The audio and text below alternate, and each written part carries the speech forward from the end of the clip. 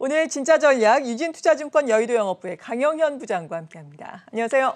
안녕하세요. 네, 일단 미국 시장 결과를 보자면은 괜찮았습니다. 네. 금리 인상에 대한 우려감은 지금 하지 않아도 괜찮겠다라는 심리가 상당히 강한 것으로 나타났는데 문제는 지금 코로나19 이 변이 바이러스가 계속해서 확산이 되면서 우리나라뿐만 아니라 여러 나라에서도 경제 리오프닝, 이 재개에 대해서 다시금 생각하는 국가가 많아졌잖아요. 네. 어떻게 평가를 해봐야 될까요? 네, 경제 지표 발표 날 때마다 계속 네. 드는 생각이 이거 도대체 경제 지표 갖고 금리 결정하는 건지 또 금리든 뭐 정책이든 나오면 이제 지수들이 움직이게 되는데요. 그 지수들의 움직임 자체가 사실은 좀 격리가 돼 있다라는 겁니다. 그냥 올라간다라고 하는 사람이 제일 시장 잘 맞추는 그런 상황인 것 같습니다. 그러니까 요번에 FOMC 끝나고 나서 연준 위원들 쫙 얘기를 새벽마다 일어나서 이제 듣고 이제 정리도 아티클도 보면서 정리를 하고 이렇게 하면서 드는 생각은 야, 이 정도면 그냥 저기 충남 보령에 있는 그 시골 동네 이장님 갔다가 페드 의장 앉혀놔도 주식시장 그냥 올라가겠다라는 생각을 할 정도였습니다. 예. 그러니까 뭐 특별히 지금은 페드가 뭔가를 해서 시장을 드라스틱하게 방향 전환을 할 가능성은 없고 그러고 싶지도 않은 것 같다라는 게 제 생각인데 그럼 전문가는 둘 중에 하나를 얘기해야 된다는 거죠. 이 상황에서 나스닥, S&P가 신고가, 최고가를 경신하는 상황입니다. 그 과정에서 위다 아래다 분명히 얘기를 해야 됩니다. 뭐 한 입 갖고 두 말 말할 수는 없죠. 그런데 리스크 면에서 봤을 때는 실제로 미국 시장을 투자하는 투자자들은 한국에도 케미칼이 있고 철강사도 있고 자동차도 있고 한데 굳이 세금 내고 미국까지 가면서 환율까지 환전해갖고 거기 가서 투자할 필요는 사실상 없습니다. 왜냐하면 제조업만 놓고 봤을 때는 한국이 훨씬 좋기 때문에 그렇죠. 그런데 이제 우리한테는 없는 자율주행, 페이스북, 마이크로소프트, 그다음에 구글 같은 업체들의 투자를 하려고 최근에는 뭐 테슬라였습니다만 그렇게 하려다 보니까 한국은 너무 어떤 면에서는 그런 업체들이 없으니까 거기로 투자를 하는 거거든요. 그렇기 때문에 저기 가보지도 못한 미국, 그 여행으로나 잠깐 간 사람들도 굉장히 많고 한번 살아보지도 못하고 언어도 잘 통하지 않는 미국에 돈을 태워갖고 주식 투자를 하는 그런 상황이다. 그런데 네. 자산 가격 거품이 일어나면서 굉장히 지금 비싼 상황이다라고 하는 거죠. 그래서 이게 고용 지표가 나오게 되면서 저도 많이 이제 테이퍼링도 있고 금리 인상도 있고 인플레이션도 있는데 이게 막 섞여가면서 시장에 막 움직임이 있었기 때문에 그거에 대한 명확한 정리가 필요했었던 겁니다. 테이퍼링이라고 하는 거는 국채와 모기지를 사주던 거를 그만두는 겁니다. 그런데 지금 이게 사실상으로는 테이퍼링이 일어났다라고 하는 게 뭐냐면 기존에 뭐 IB라고 하는 은행이죠. 뭐 여러분들이 아는 시티은행이나 골드만삭스 이런 은행들이 100만 원을 대출을 해주려고 하면 10만 원은 중앙은행에다가 예치를 시켜 놓습니다. 그거를 지급준비금이라고 하는데 돈이 계속 대출을 해주면 모자라면 이제 계속 이제 금리를 내려가면서 주는 건데 지금은 어떤 상황이냐면 100만 원을 대출해서 90만 원을 10만 원을 맡기고 90만 원을 대출을 해주라고 그랬는데 40만 원밖에 대출을 안 해주고 50만 원이 은행에 남는 겁니다. 그러니까 그걸 갖다 다시 연준을 주면서 나 이거 대출 안 해줄래? 라고 하는 겁니다. 그게 초과 지급준비금이라고 하는 부분인데 그거가 은행으로 계속 빨려 들어가고 있는 겁니다. 그러니까 연준은 국채시장에 가서 돈을 계속 풀어서 현금을 얘들한테 줬더니 이 현금 가지고 대출해주고 경제활동에 좋게끔 쓰라고 했더니 다시 연준한테 가서 현금을 집어넣는 흐름이 나오고 있기 때문에 테이퍼링은 나오고 있다라고 하는 거고 요걸로 표시할 수 있는 부분들은 뭔가 하면 국채시장, 모기시장의 정상화라고 하는 부분이고 이전까지는 시장의 가격 자체, 국채 가격을 픽스를 시켜놓고 그러면 금리라고 하는 것도 안 움직이게 되는 거죠. 무제한적으로 여기에 대한 담보, 개런티를 해줄게라고 했던 테이퍼링이 양적 완화가 이제 그걸 뺀다고 하더라도 돌아가게 된다라고 하는 거죠. 그러니까 어떤 면에서 봤을 때는 여기에 이제 링거줄을 꼽고 병원에 입원했던 환자가 나와서 걸어 다녀야 되는 상황이 됐다라고 하는 거고 그것이 부동산 가격 상승과 물리면서 어떤 역할을 만들어낼 건가라고 하는 거가 중요한 거겠고요. 지난주 시장 금요일에서 나왔던 거는 고용시장입니다.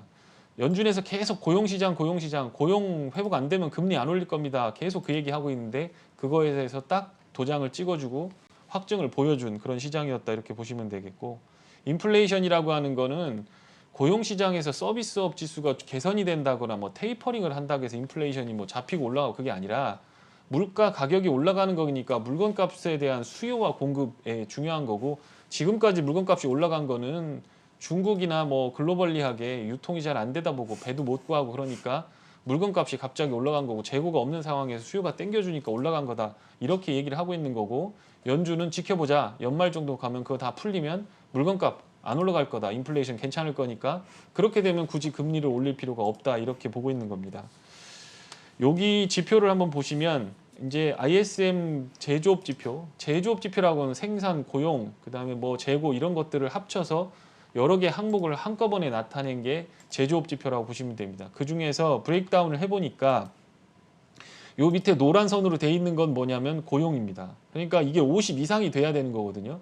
이 이유가 뭐냐라고 하는 건데 이번 주에 이제 졸트라고 하는 지표가 발표가 될 텐데 잡 오프닝은 굉장히 많습니다. 고용하는 사람들 입장에서는 사람 못 구해서 힘들다. 보너스 줄 테니까 제발 와서 일 좀 해라라고 얘기하는데 코로나도 있고 괜히 이거 병 걸려서 죽을 것 같으니까 사람들이 조금 더 놀자. 실업급여 받을 때까지 있자라고 하니까 고용이 개선이 안 되는 겁니다. 그리고 ISM 제조업 지표는 뭐 재고라든가 생산 물가라든가 이런 것들이 반영이 되니까 60 이상으로 올라가 있는 거죠. 그러니까 ISM 제조업 지표는 좋은데 속을 들이다 보니까 연준에서 타겟으로 삼고 있는 고용이 안 좋아지니까 지금은 금리 인상 안 할 거다라고 하는 확증이 생긴 거죠. 그러니까 어떤 부분에서는 나스닥을 끌어올리게 되고 실제로 리오프닝이나 이런 것들 아까 말씀하셨던 델타 변이나 이런 것들에 문제가 있으니까 그렇게 되면 이 고용지표 개선 안 될 것 같으면 당분간 금리 인상이라든가 테이퍼링이라든가 이런 것들에 대한 카드를 연준에서 꺼내지 않을 가능성이 있다. 그러면 7월인데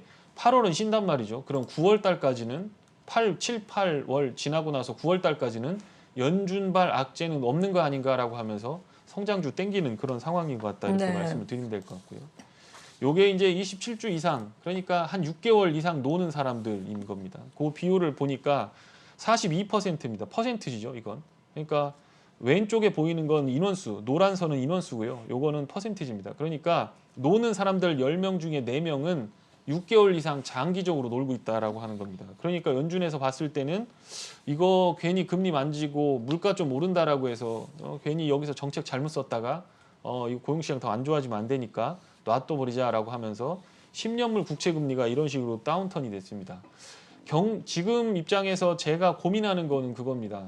여기서 만약에 금리가 안 올라가고 인플레가 안 온다라고 하면 이거는 더 무서운 재앙이 될 수 있습니다. 그러니까 수천조 원을 경제에 투자를 하고 돈을 때려박아서 막았는데 제발 좀 경기 좀 살아나라. 그러니까 인공호흡하고 전기 충격하고 약물 투여하고 하면서 제발 심장박동 좀 돌아와라라고 했는데 그게 펌핑이 안 된다라는 거죠. 그렇게 되면 이게 뭐냐면 정책 실패가 되는 겁니다.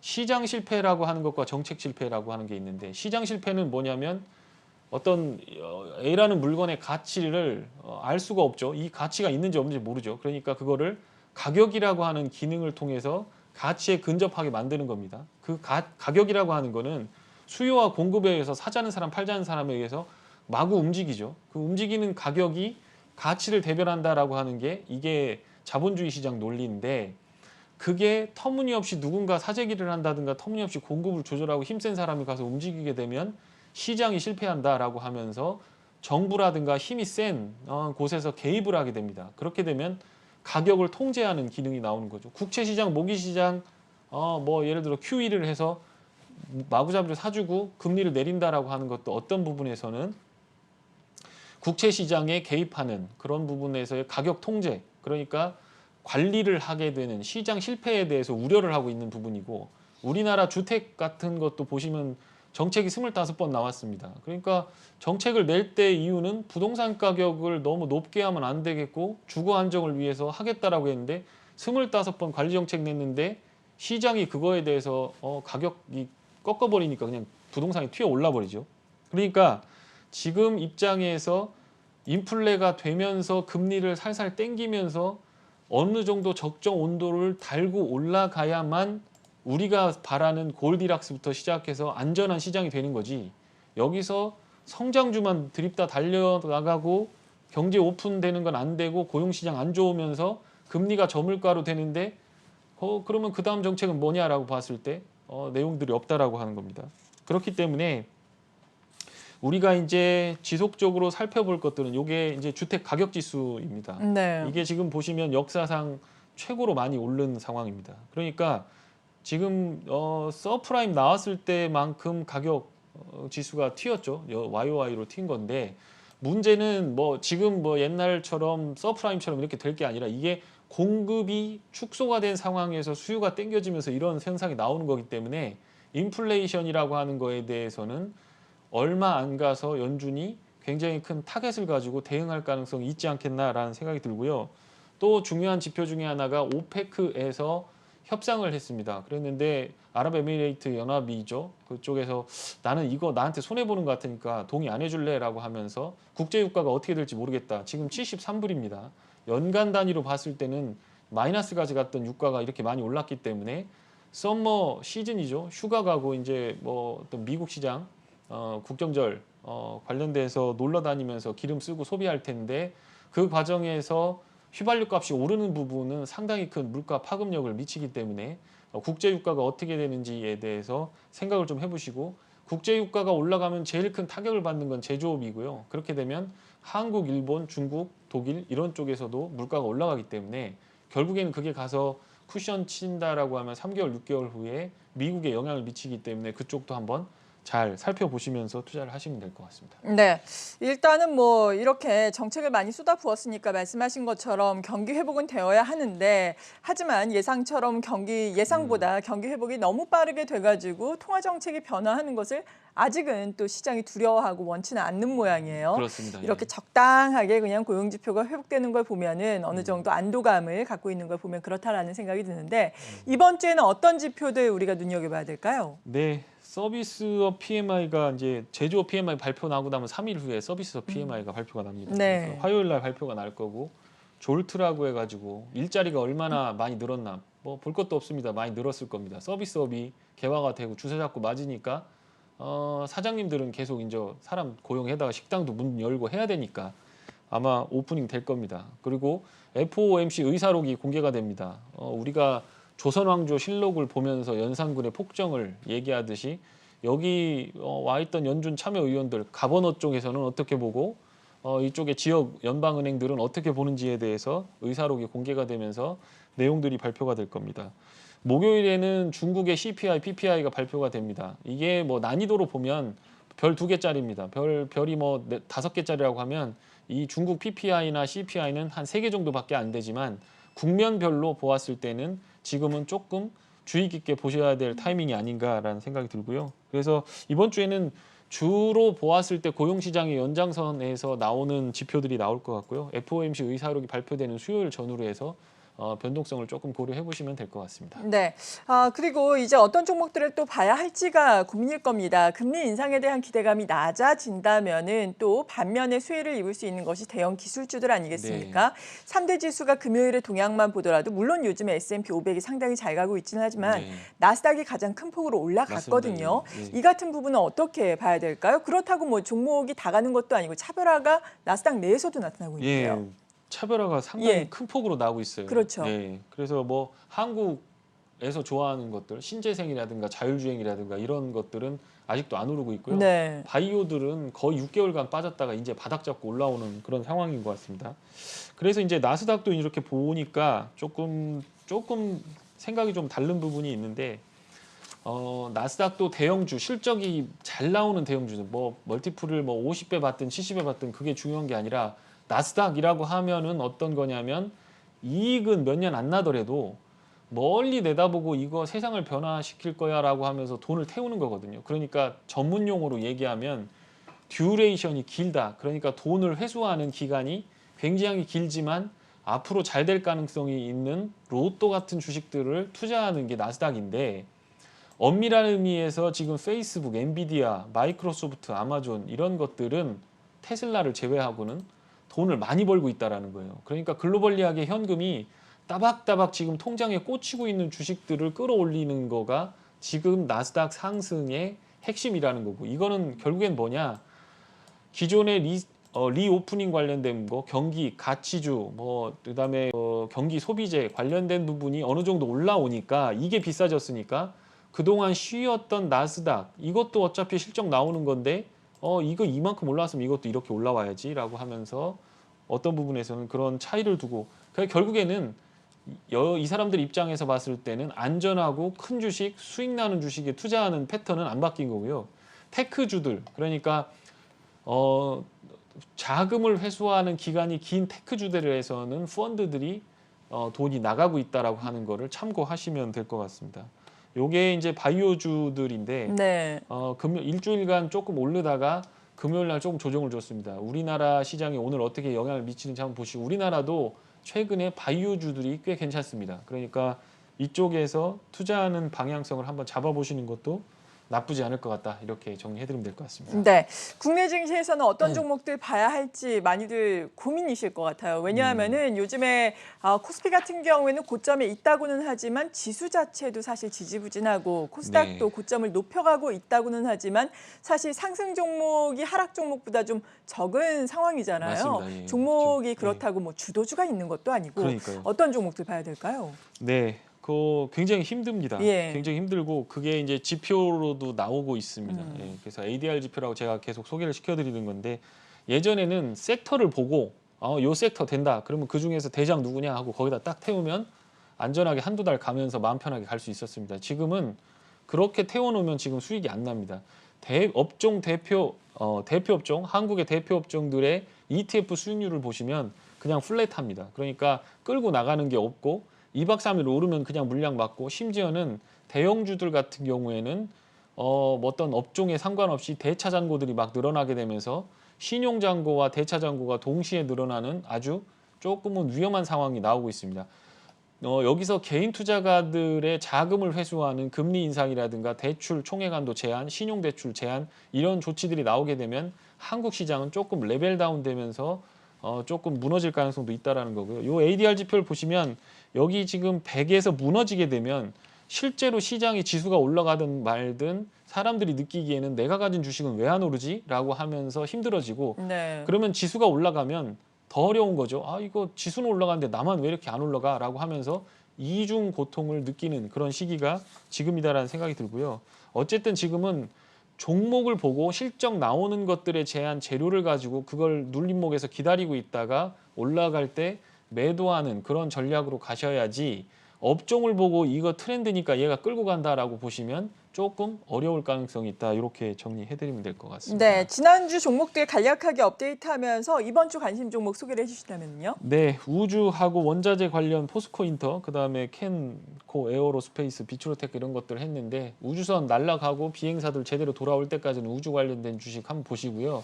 10월 달에 우리나라도 이제 우주 쏩니다. 그러니까 그쪽까지 한번 보시면 될 것 같고 원자재 관련된 거는 기름값 올라가면 뭐 가스값부터 시작해서 다 올라가니까 물론 지금 비수기긴 한데 난방 수요로 들어가는 가스값이 그렇게 천문학적으로 튈 것 같지는 않지만 어쨌든 비수기에 많이 안 빠지면 하반기에는 기대가 되기 때문에 그쪽 한번 보시면 될 것 같고요. 이번 주는 뭐 임플란트 관련된 부분에서 DO 조정 시 한번 매수해 보시는 것도 괜찮을 것 같고요. 네. 백신 관련돼서 우리가 이제 CMO로 생산하는 뭐 삼성 바이오로직스 그다음에 저 SK 바이오사이언스에서 백신 RNA 백신 관련돼서 우리가 하겠다라고 얘기하는데 어쨌든 지금 임상 실험에 가까이 다가와 있는 셀리드 예전에 소개를 드렸다가 이제 조금 전국점 갱신하고 있는데 유바이오로직스나 셀리드 같은 경우가 국내 임상에 가장 가까이 근접해 있는 종목이기 때문에 한번 보시면 될 것 같고요. 경기 민감주는 금리가 내려가면 이게 빠지더라고요. 별 상관은 없는데 철강주도 조금 조정을 보고 있고 비수기, 장마철 들어오게 되면 건설, 철강이 좀 쉴 수 있습니다. 그러면 조금 빠지면 한번 사보시고요. 은행 같은 경우에는 이익이 늘어나는 폭 자체가 더 가속도가 붙지 않는다라고 하는 부분만 있을 거지 한국의 국내 사정으로 봤을 때는 금리, 시중금리가 내려갈 가능성은 거의 없기 때문에요. 자산 가격의 폭등, 그거에 따른 인플레, 그거에 따른 한국은행의 대응을 생각해 보신다고 하면 총 대출 규제는 자꾸 줄이고 그거에 대한 가상금리가 확장이 되면서 주가가 10년물 국채 타고 내려온다면 거기서 한번 받아보면 몇 년 동안 들고 가셔도 배당 받아가면서 차분히 투자하실 수 있는 거니까 장기적으로는 이런 것도 생각해 보시면 될 것 같다 이렇게 정리해드리면 될 것 같습니다. 네, 지금까지 진짜 전략 유진투자증권 여의도 영업부의 강영현 부장이었습니다. 고맙습니다. 고맙습니다.